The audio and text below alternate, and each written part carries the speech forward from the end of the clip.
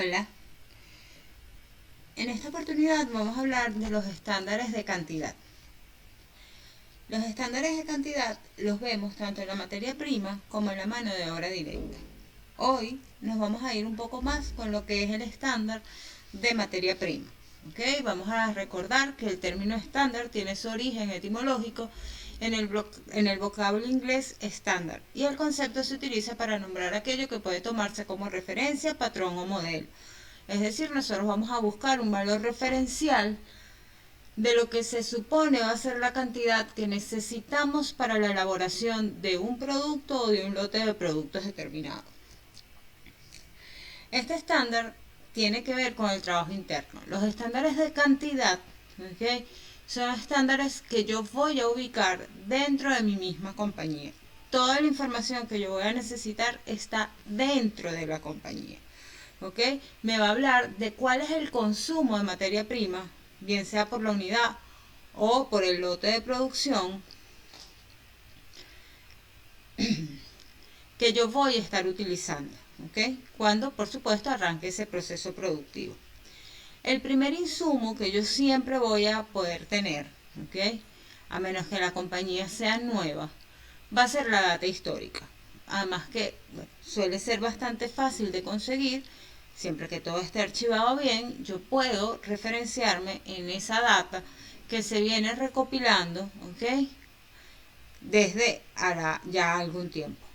¿Qué tengo que tener presente al momento de trabajar esta data? Que esta data siempre puede estar escondiéndome algún tipo de ineficiencia en el proceso. ¿Qué quiere decir esto? Si los trabajadores, hicieron sus labores de forma desordenada, de repente no estaban declarados bien los procesos, no había un grado de supervisión bien diseñado, ¿ok? Yo puedo tener en esa data histórica ciertos niveles de deficiencia que si únicamente yo utilizo la data histórica para definir estándares y no sé exactamente cuáles condiciones se estuvieron dando cuando se realizó ese trabajo que generó esa data, yo puedo arrastrarme esas ineficiencias al día de hoy y tener un estándar que realmente no va a manifestar, uno, lo que yo realmente voy a consumir o debo consumir, y dos, no va a ser un estándar que genere una mejora continua del proceso. ¿Ok? Entonces, eso con lo que es la data histórica. En segundo lugar, ¿ok?, yo podría revisar algunas otras cosas asociadas al proceso de producción. ¿Ok? Cuando aplique, y esto es importante, cuando aplique, puede ser la receta de preparación. Esto no aplica siempre. Hay productos que no llevan receta. ¿Ok? Si nosotros generamos, por ejemplo, pulpa para frutas. La pulpa para frutas no tiene receta. Es la pulpa procesada y empaquetada. Y después se congela. No hay una receta. Yo voy a empacar cierta cantidad en peso de pulpa. Pero sí hay, ¿okay?, procesos productivos que se guían por recetas o por patrones. Ese es un elemento importante a la hora de revisar mi estándar de cantidad. Cuando yo trabajo con recetas, esas cantidades que están en la receta son las cantidades que debo usar.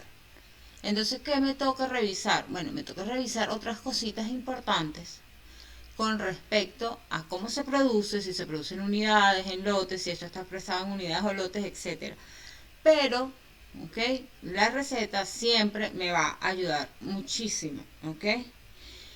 También se puede acudir a información mucho más elaborada, que son pues todos los estudios de ingeniería. Entonces, al momento de identificar los estándares, lo que yo primero debo conocer es cómo es ese proceso de producción cuando arranca. Yo hago las unidades o hago lotes de unidades. ¿Cuál es la diferencia? Cuando yo hago lotes, quiere decir que yo produzco en determinado número de unidades. Hago lotes de 50 unidades, de 100 unidades, de 75 unidades. ¿Por qué ocurre la producción en lotes? La producción en lote ocurre para optimizar el uso de los recursos. Por ejemplo, si nosotros hacemos panqué en bolsitas individuales, yo no voy a prender un horno industrial para hornear 2 panqués. Probablemente yo tenga que hornear en un horno industrial 50, 100 panqués. ¿Ok? Entonces allí yo lo hago por lote. ¿Por qué? Porque eso me genera una optimización del proceso de producción, disminuye los costos de tener el horno prendido solamente para hornear 2 panqués. Pueden existir casos, sí, los hay y los hay bastante, donde yo produzca por unidades. ¿Eso qué quiere decir? ¿Que hago una unidad, después hago otra unidad? No necesariamente, pero no hago lotes completos. Es decir, mi producción no está atada que si no son 100 panqués, yo no horneo, sino que puedo hornear 20, puedo hornear 30, puedo hornear 50. ¿Por qué pudiésemos estar trabajando por unidades? Uno, por la demanda del producto. A lo mejor el producto no es un producto de alta rotación en los anaqueles, por lo tanto yo voy generando las unidades a medida que me van haciendo los pedidos.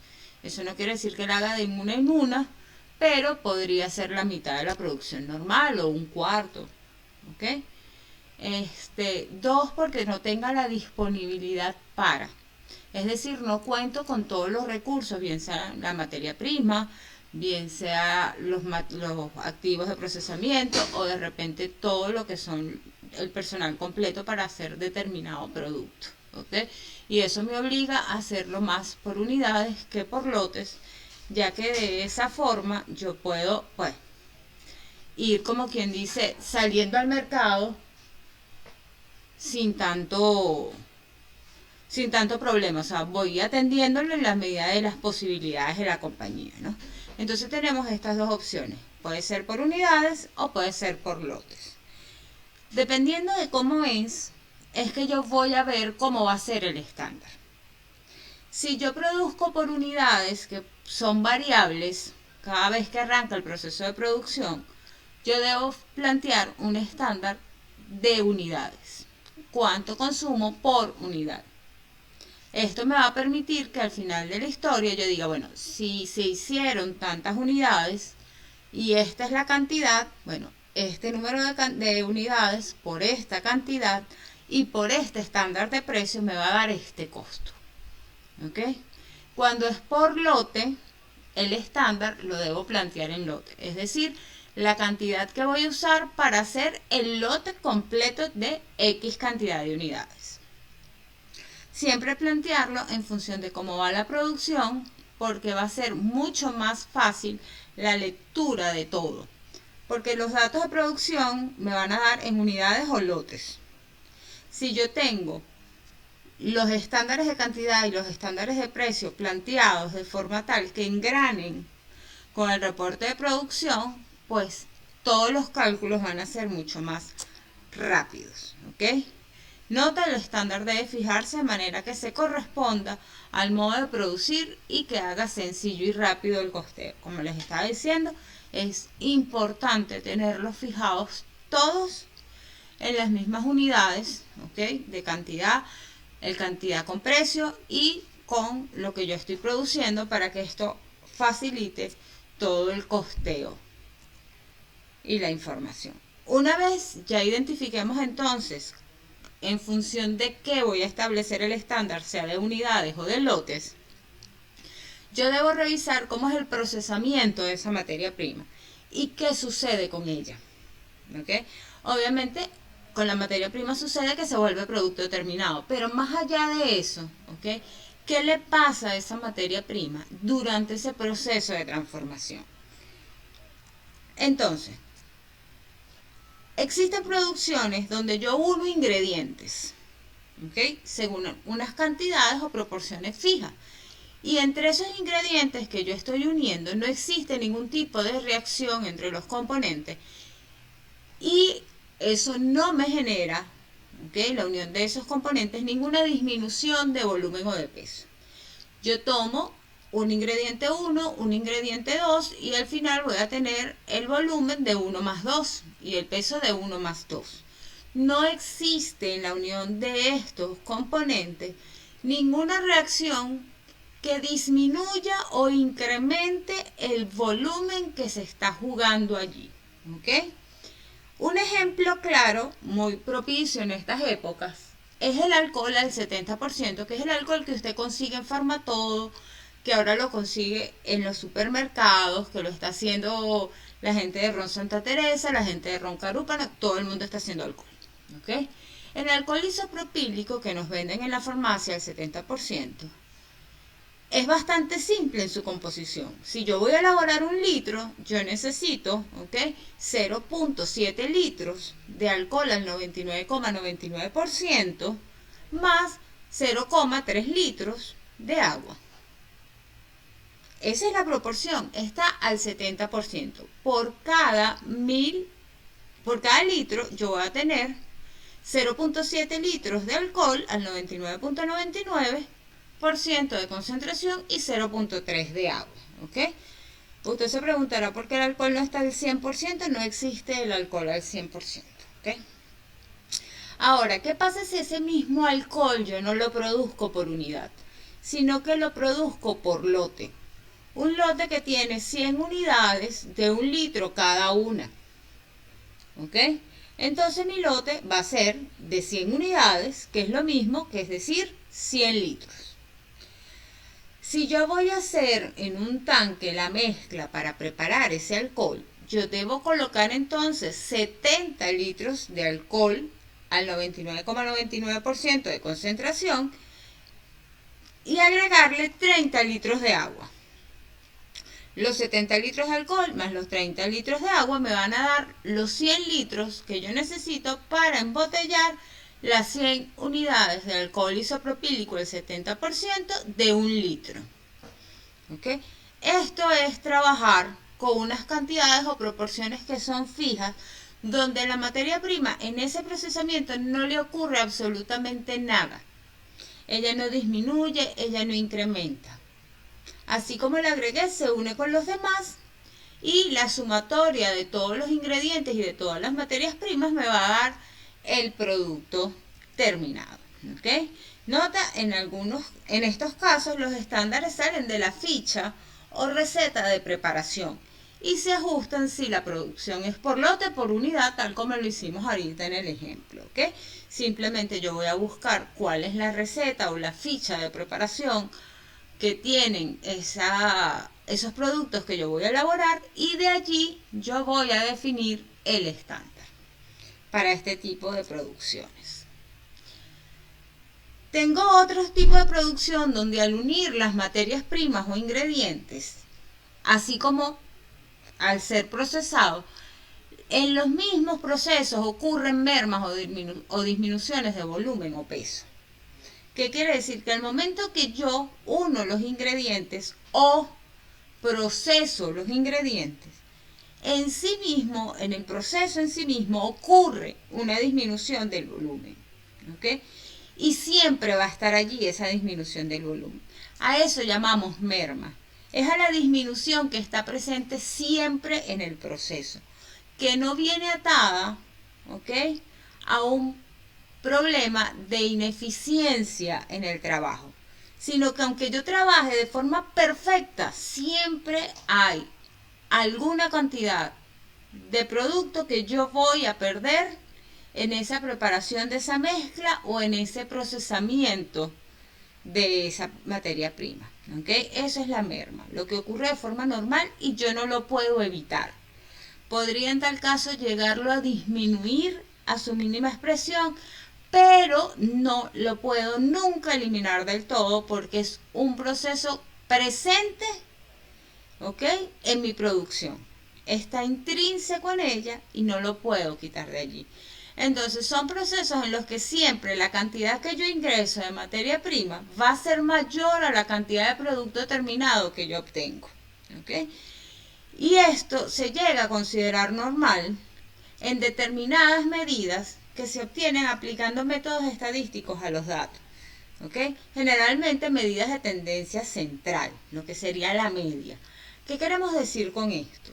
Yo conozco que en ese proceso existe esa pérdida de peso, existe esa merma, ¿ok? Esa disminución en el volumen. Esa disminución en el volumen la veo porque la cantidad de materia prima que yo ingreso inicial no se corresponde a la cantidad de producto terminado que yo obtengo al final. ¿Ok? Entonces, ¿qué solemos hacer? Vamos a observar. Ya habíamos hablado, ¿ok? Hace 2 clases atrás en una presentación, que la observación es uno de los principales métodos que podemos utilizar a la hora de levantar los estándares. Además es un método que suele ser barato, ¿ok? Entre comillas, para la compañía. ¿Por qué suele ser barato para la compañía? Porque yo le estoy pagando ya a las personas que van a realizar la observación.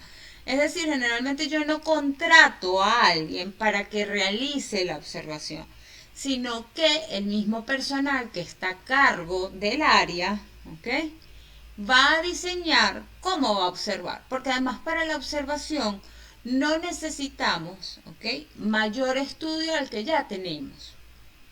¿Ok? Nosotros sabemos qué es lo que necesitamos medir y sabemos medir. Entonces, nosotros podemos fácilmente enfrentarnos a esa observación sin generar costos extras a la organización. ¿Ok?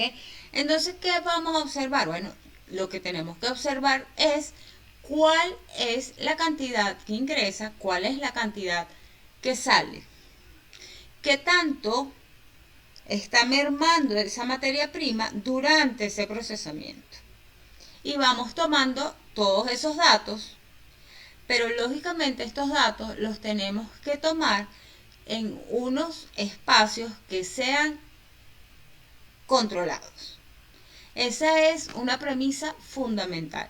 Si yo los tomo en el campo de trabajo normal, ¿ok?, yo puedo tener los resultados que siempre se obtienen. Entonces, para eso me quedo con la data histórica. Yo voy a controlar el espacio donde voy a observar lo que pasa. Y eso no quiere decir que me voy a mudar con los empleados a otra parte. Eso no necesariamente es así. Cuando nosotros hablamos de espacios controlados, hablamos más de, bueno, de tratar de tener un ambiente que sea agradable, ventilado, sin demasiadas perturbaciones, sin mucha bulla, que de repente el tono de la música sea un tono de la música agradable, que el empleado esté cómodo, ¿ok?, lo más cómodo posible, casi que ni nos vea, ¿ok?, porque además es importante que no sientan la presión y que todos, ¿ok?, los utensilios que él necesita para realizar su labor los tenga a la mano y los tenga en perfectas condiciones. ¿Por qué decimos esto? Si la persona va a picar algo y el cuchillo no está afilado, lógicamente va a utilizar muchísimo más tiempo en hacer el mismo trabajo. ¿Ok? Y probablemente la materia prima no quede igual de procesado, igual de bien de procesado. Entonces, eso llamamos espacios controlados. Y voy a tomar, ¿ok?, estas observaciones hasta que yo pueda tener una data a la que yo le pueda aplicar métodos estadísticos. Entonces, como ejemplos de este tipo de producciones donde ocurre la merma, ¿ok?, siempre tenemos generar pulpa de frutas. Para elaborar la pulpa de frutas, yo solo necesito frutas. Yo no necesito más nada de materia prima. Pero esa fruta yo le tengo que retirar la concha, ¿ok?, quitarle toda la piel a esa fruta y debo quitarle las semillas, ¿ok? Siempre voy a perder un poco de fruta en la piel, ¿ok?, y voy a perder las semillas. Eso tiene un peso. De repente yo coloco dentro de la producción un saco de 25 kilos de guayaba y lo que obtengo a la salida son solamente 24 kilos. Y perdí 1 kilo en piel que fui retirando para poder hacer la pulpa. ¿Okay? esto yo no lo puedo evitar porque yo no puedo agarrar y decir, no, como yo no quiero perder esto, entonces la pulpa de fruta que yo vendo va con la guayaba y la concha. No me la va a comprar nadie. ¿Ok? Otro ejemplo tenemos la elaboración de camisas. Si yo tomo en cuenta el metraje cuadrado de la tela que yo coloco dentro del proceso productivo, nunca va a ser igual ese metraje cuadrado al metraje cuadrado que van a tener la sumatoria de las camisas que salieron. Siempre me van a quedar lo que llaman los retazos de tela, ¿ok? Que la gente suele, las compañías solían meterlos en bolsas plásticas. Cuando yo era pequeña, yo vivía en la Candelaria y había muchísimas, ¿ok?, empresas que se dedicaban a la confección de ropa. Y esas bolsas muchas veces las dejaban en la calle y los perros las rompían, hasta que hubo un momento en que descubrieron que esos retazos, que para ellos hasta ese momento era un desecho de la producción, lo podían vender como relleno para otras cosas. Entonces pasó de ser desecho de producción a ser un subproducto de la producción, al cual le podían obtener una ganancia. Entonces, en el caso de las camisas, la merma que ocurre podría llegar en algún momento a ser también un subproducto. Esas cosas también podrían estar pasando allí. ¿Ok? Y otros que son típicos para estos procesos donde ocurren mermas son los procesos de cocción. ¿Ok? Cuando yo someto a algo a altas temperaturas por espacios largos o cortos de tiempo, en ese proceso de cocción va a haber una pérdida de líquidos, de lo que sea que yo estoy procesando. Y la pérdida de líquidos se va a reflejar en pérdida de volumen y pérdida de peso. Ejemplos de esto les voy a traer dos. Uno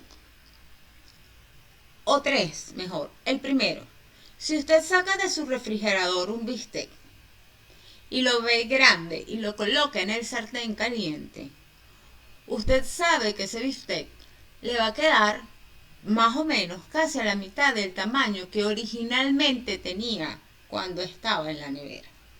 ¿Ok? Esto ocurre porque existe, ¿ok?, la deshidratación de esa carne, pierde los líquidos, pierde la sangre que tenía contenida y se reduce en su volumen. ¿Ok?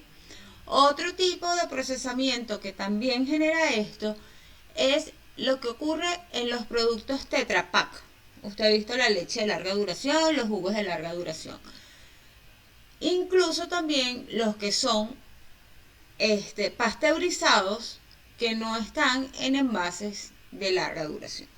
Todo lo que diga jugo, leche, té, que sea pasteurizado, es que pasó por un proceso de pasteurización, el que hizo Pasteur, que consiste en elevar a altísimas, pero escuchen, altísimas, más allá de lo normal, a altísimas temperaturas el líquido por espacios muy breves de tiempo. Y así lograban acabar con la mayoría de las bacterias que eran las que ocasionaban la descomposición temprana de esos líquidos. Cuando eso ocurre, aunque el espacio de tiempo es muy corto, la temperatura es muy alta, siempre voy a perder una cantidad de producto en ese proceso. ¿Ok? Y por último podríamos estar hablando de la elaboración de mermeladas.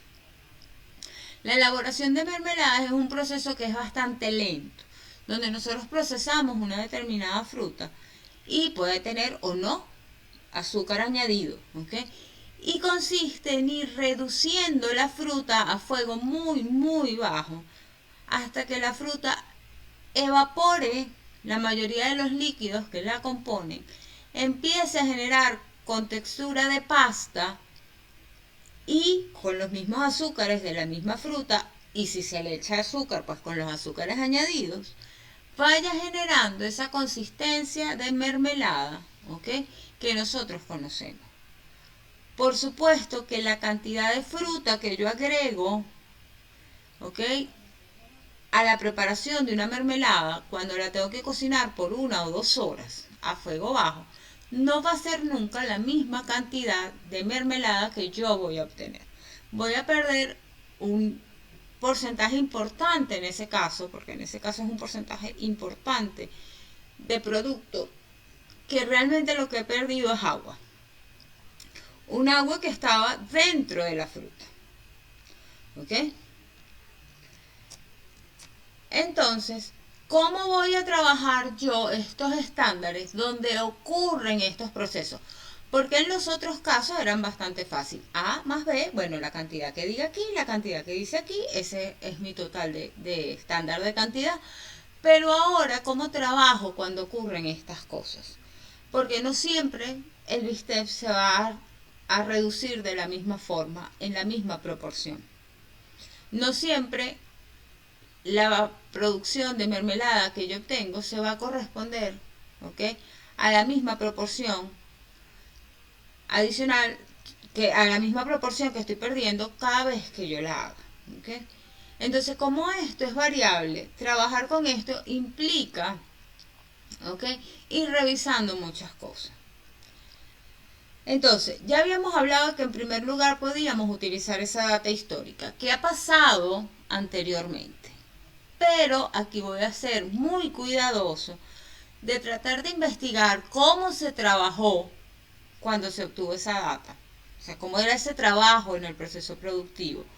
Si en esos datos existe algún tipo de tendencia, si de repente al principio de los datos las mermas eran más poquitas y ya después esas mermas fueron aumentando considerablemente y se mantuvieron así en el tiempo, o si ocurrió totalmente lo contrario, si al principio las mermas eran mucho más amplias y después se fueron haciendo más pequeñas. Voy a tratar de ir averiguando qué fue lo que pasó allí. Y voy revisando eso, ¿ok? Porque eso me va a dar muchísima información. También puedo buscar las similitudes, a lo mejor los datos se van pareciendo, ¿ok?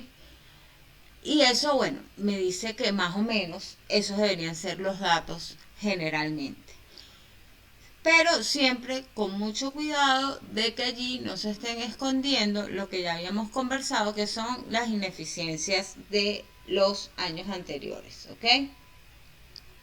Luego tengo lo que vendría por la observación.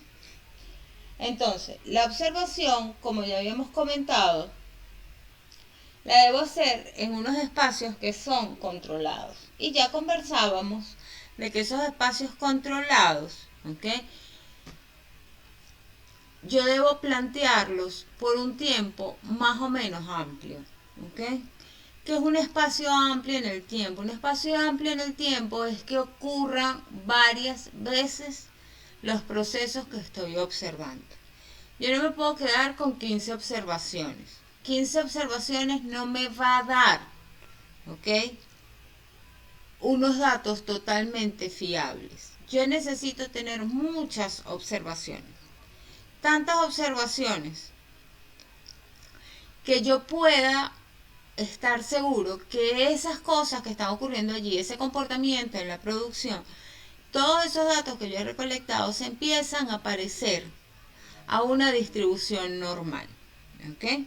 Eso es lo que estamos buscando, ¿ok? Entonces, cuando eso se va pareciendo a una curva normal, a una distribución normal, yo puedo tener, ¿ok?, unos datos que siempre van a estar allí. Que no importa si yo después de obtener esa data tomo los datos 100 veces más, 200 veces más, todas esas veces siguen estando dentro de esa curva y no me afectan los resultados que ya yo obtuve, ¿ok? Entonces, cuando yo genero esto, yo estoy generando un dato que va a ser casi para toda la vida, a menos que haya un cambio importante en la manera de producir, que de repente era manual y compré una máquina. Ya eso son otras cosas. Pero que mientras la gente sea la que esté haciendo el proceso como se venía haciendo, esos datos me den un estándar de cantidad de tal calidad que yo no lo tenga que andar revisando mucho, ¿ok? Entonces, cuando yo tenga esos datos que estoy midiendo, cuánto ingreso, cuánta materia prima ingresé y cuánta materia prima sale al final, ¿ok? Esa comparación me va a dar lo que es la merma, cuánto estoy perdiendo, ¿ok? Eso yo lo puedo establecer en un porcentaje de la materia prima inicial que yo coloqué. Es decir, mira, de cada 100 gramos que tú colocas, tú pierdes 2 gramos en el proceso. Una merma de 2%. Ah, ok. ¿Y por qué hay eso? Porque primero observé, anoté cuántos gramos perdía cada vez, ¿ok? Determiné cuál era la media de esos datos y con esa media la comparé con lo que estaba agregando y saqué ese porcentaje. Entonces ya yo sé que si yo quiero sacar 100 gramos de producto terminado, tengo que agregar 102. ¿Para qué? Para que se pierdan los dos y yo pueda obtener mis 100 gramos al final. Otras opciones, ¿ok?, para generar estos estándares de cantidad, contemplen los estudios de ingeniería. Estos sí son más elaborados, son mucho más complicados, generalmente se pagan, ¿ok?, porque son estudios técnicos importantes, ¿ok? Lógicamente ellos permiten optimizar los procesos, aumentan la productividad, ¿ok? Y bien puede ser porque generan diseños de maquinarias o diseñan nuevas herramientas de trabajo, así como que diseñan los puestos de trabajo de forma ergonómica. Es decir, ellos me van a cambiar toda mi planta en función de unos diseños que permitan y optimicen el trabajo de la gente en esa línea de producción. No todas las compañías tienen para pagar esto, ¿ok? Eso es importante. Pero si es verdad, ellos existen, ¿ok? Y las que lo tienen lo aprovechan porque los impactos en productividad y además en la salud de los empleados es bastante importante. Entonces, ya casi para terminar, pues los estándares de cantidad, adicional a todo lo que ya revisamos que debemos ir haciendo, cuando ya yo los voy a plantear en la cédula estándar, yo los debo definir en las mismas unidades que se definen los estándares de precio, ¿ok? Tanto mi estándar de cantidad como mi estándar de precio deben estar en las mismas unidades. Recordemos que el estándar de precio va a estar en unidades monetarias sobre algo, kilos, gramos, toneladas, litros, tambores, sacos, etc. Pues entonces mi estándar de cantidad, que se debe referir a cómo lo produzco, debe quedar en unas unidades y el estándar de precio debe estar en esas unidades, en unidades monetarias por kilo, por litro, por la forma que yo ingrese la materia prima a esa producción, ¿ok?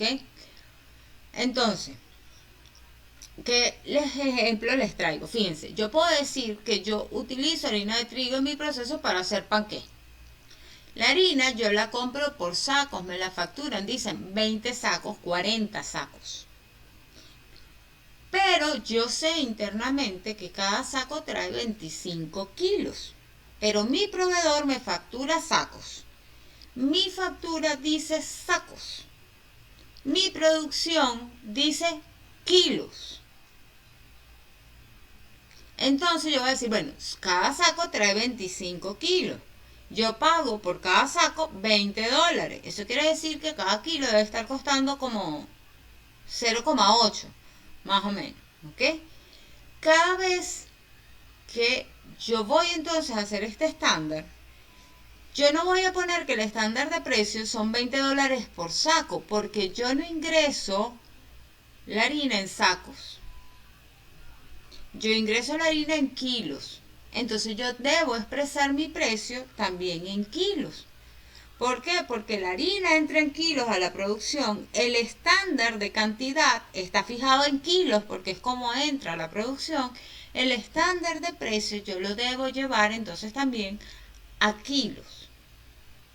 ¿Esto qué me va a permitir? Pues la facilidad de toda la información, porque voy a tener cuántos kilos entraron de harina a la producción. Sé cuánto tenía que entrar, sé a qué precio lo tengo que costear. Entonces la cantidad por el precio me va a dar el costo, la cantidad estándar por el precio me va a dar el costo.